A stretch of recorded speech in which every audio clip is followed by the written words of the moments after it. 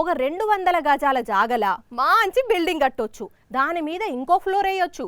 మళ్ళీ దాని మీద పెంట్ హౌస్ కూడా కట్టొచ్చు. పిల్లర్లు ఓసి కడితే చెక్కు చెదరకుండా చాలా ఏళ్ల వరకు ఫికర్ ఉండదు. ఇక అదే 150 గజాల జాగల 4 ఫ్లోర్లు కడితే, 5 ఫ్లోర్లు కడితే, 6 ఫ్లోర్లు కడితే, 10 ఫ్లోర్లు కడితే, ఓ అంజలి అది ఇల్లు అనుకున్నావా లేకుంటే ఇసుకల కట్టే బొమ్మరిల్లు అనుకున్నావా అంటే మరి ఒక్కసారి ఇటు చూడుండ్రి దీని గురించి ఏం మాట్లాడతారో. ఏంటండి బాబు ఇది? ఆహా ఏంటి అంటున్నా. ఒక ఫ్లోరు, 2 ఫ్లోర్లు, 3 ఫ్లోర్లు, బాబోయ్ ఇంకా పైన ఏం కనబడట్లేదేంటి? ఓహో అంతవరకే కట్టారా? ఇంతకు ఈ టవర్ లెక్కనున్న బిల్డింగు ఎన్ని గజాలల్లా కట్టారు అనుకుంటుండ్రా? 1/2 సెంటు.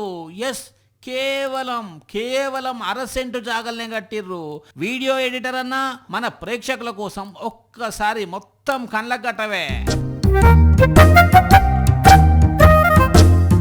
ఇంత తెలివిమంతులు ఎవరికి రాని ఐడియా ఈ బిల్డింగ్ వాళ్ళకే ఎందుకు వచ్చింది? అసలు ఆ ఇంజనీర్ అసలు అక్కడ ఎవరు కట్టిండ్రు అని అంటే పశ్చిమ గోదావరి జిల్లా పాలకోడేరు మంగయ్య చెరువు దగ్గర ఒక ప్రభుత్వ రిటైర్డ్ ఉద్యోగి చంద్రావతి కట్టిందట.